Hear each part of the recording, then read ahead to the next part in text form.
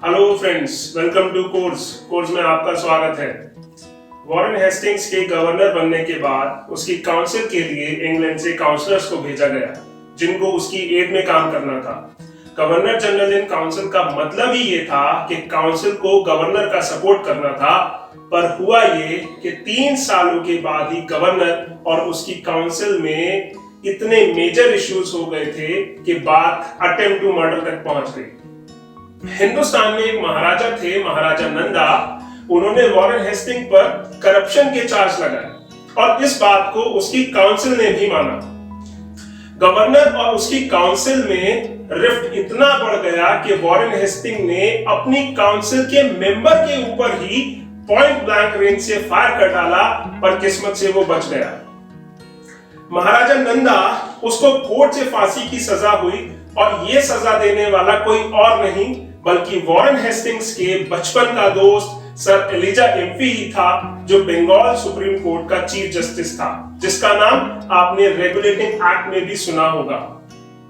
इन सब attempt to murder और corruption के चार्जेस को लेकर हेस्टिंग्स पर इंग्लैंड में केस चलाया गया, पर सबसे मजे की बात यह रही कि सारे आरोपों में उसे निर्दोष पाया गया। गवर्नर और उसकी काउंसिल में ये लड़ाई झगड़े, ऐसे ही बहुत सारे रीजंस थे जिनकी वजह से रेगुलेटिंग एक्ट फेल हो रहा था और जरूरत थी नए नियम कानूनों की, और इसीलिए पिट्स इंडिया एक्ट बनाया गया।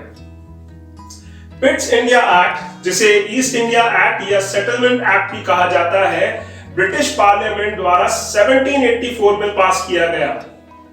इसका एम था कि जो गलती इससे पहले वाले एक्ट से हुई है उसे सुधारा जाए। रेगुलेटिंग एक्ट ने एक ऐसा सिस्टम बनाया था जिससे ईस्ट इंडिया कंपनी पर सुपरविजन किया जाना था, पर उसने पावर के ट्रांसफर की बात नहीं की थी।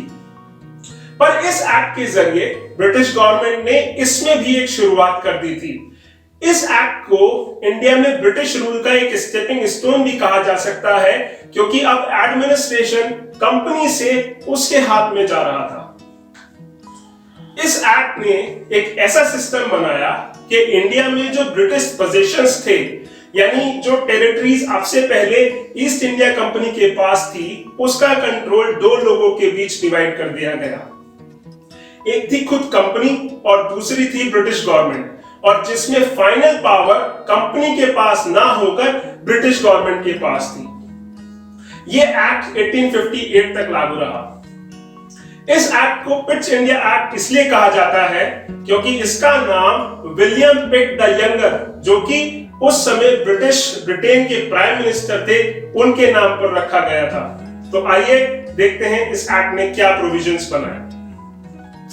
इस एक्ट के अकॉर्डिंग इस डुअल सिस्टम में पॉलिटिकल मैटर्स के लिए बोर्ड ऑफ कंट्रोल बनाया गया, जो कि ब्रिटिश गवर्नमेंट की साइड से था, और commercial matters court of directors को दे दिए गए। इन डायरेक्टर्स को कोर्ट ऑफ प्रोप्राइटर्स चुना करते थे, जो कि ईस्ट इंडिया कंपनी में शेयर होल्डर्स हुआ करते थे। इस एक्ट से पहले पॉलिटिकल मैटर्स में कंपनी बहुत हद तक सोवरेन बॉडी की तरह परफॉर्म करती थी, पर इस एक्ट ने उसे ब्रिटिश गवर्नमेंट का एक डायरेक्ट सबऑर्डिनेट बना दिया। इस एक्ट के अकॉर्डिंग सिविल, मिलिट्री और रेवेन्यू अफेयर्स की सारी रिस्पांसिबिलिटी बोर्ड ऑफ कंट्रोल को थी, जिसमें 6 मेंबर हुआ करते थे। पहला था सेक्रेटरी ऑफ स्टेट, जो कि बोर्ड का प्रेसिडेंट भी हुआ करता था। दूसरा था चांसलर ऑफ द एक्सचेकर और बाकी 4 प्रिवी काउंसलर्स। इस एक्ट ने गवर्नर जनरल की काउंसिल में से 1 मेंबर को कम कर दिया, यानी 4 की जगह अब काउंसिल में 3 मेंबर ही रह गए थे, और जिसमें से 1 मेंबर यानी 3 में से 1 मेंबर इंडिया में ब्रिटिश क्राउन की आर्मी के कमांडर इन चीफ को होना था। ऐसा इसलिए किया गया क्योंकि गवर्नर जनरल के पास काउंसिल से ज्यादा पावर आ सके, जो कि आपने देखा कि रेगुलेटिंग एक्ट में एक इश्यू था। इसके अलावा इस एक्ट ने गवर्नर जनरल को वीटो की पावर भी दी, जो एक मेजर फॉल्ट था इससे प्रीवियस एक्ट का। अब गवर्नर चाहता तो किसी एक्ट को मंजूरी दे सकता था और किसी एक्ट को खत्म कर सकता था, फिर चाहे काउंसिल फेवर में हो या ना हो। पिछले एक्ट में हमने देखा कि गवर्नर के पास बस कास्टिंग वीटो थी, यानी वोट बराबर हो तो वो अपनी वीटो यूज कर फेवर में या अगेंस्ट में वोट दे सकता था, पर अगर काउंसिल कंप्लीट मेजॉरिटी के साथ रूल पास कर देती तो गवर्नर उसके खिलाफ नहीं जा सकता था। इस एक्ट ने ये सिचुएशन बदल दी थी। इस एक्ट ने बॉम्बे और मद्रास की प्रेसिडेंसी को कंप्लीटली बंगाल की प्रेसिडेंसी के सबऑर्डिनेट कर दिया, जो इससे पहले सिर्फ फॉरेन अफेयर्स तक लिमिटेड थे। इससे यह हुआ कि कलकत्ता इंडिया में ब्रिटिश पोजेशंस की कैपिटल बन गई। करप्शन, जो कि एक बहुत बड़ा इशू था, जिसके लिए रेगुलेटिंग एक्ट बनाया गया और जो फेल हो गया।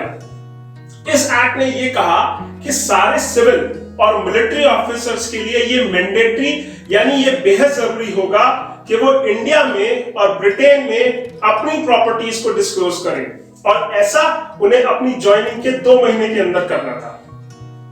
इस एक्ट के कुछ स्पेशल फीचर्स ये रहे कि पहली बार ब्रिटिश पोजेशंस इन इंडिया, ये टर्म इस्तेमाल हुई। मतलब ब्रिटिश गवर्नमेंट ने हल्के से इशारे से ये कह दिया कि एक्चुअल कंट्रोल ब्रिटिश गवर्नमेंट के पास ही है। इस एक्ट की वजह से जो पावर्स का डिस्टिंक्शन हुआ, उसने ब्रिटिश गवर्नमेंट को इंडियन एडमिनिस्ट्रेशन पर सीधा कंट्रोल दे दिया।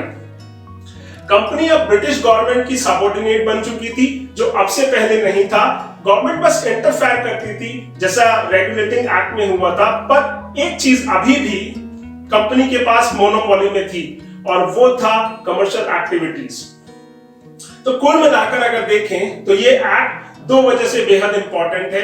एक तो ये कि कंपनी की टेरिटरीज को इंडियन ब्रिटिश पोजेशंस का नाम दिया गया, यानी फाइनल कंट्रोल कंपनी का ना होकर ब्रिटिश गवर्नमेंट का होना था, और दूसरा कंपनी के अफेयर्स पर और इंडियन एडमिनिस्ट्रेशन पर ब्रिटिश गवर्नमेंट का सुप्रीम कंट्रोल हो गया। अगर ड्रॉबैक्स की बात करें तो सबसे बड़ा ड्रॉबैक ही ये था कि कंपनी और गवर्नमेंट अथॉरिटी के पावर्स और उनकी रिस्पॉन्सिबिलिटी, इनके बीच में कोई क्लियर बाउंड्री नहीं थी, जिससे इश्यूज होते थे।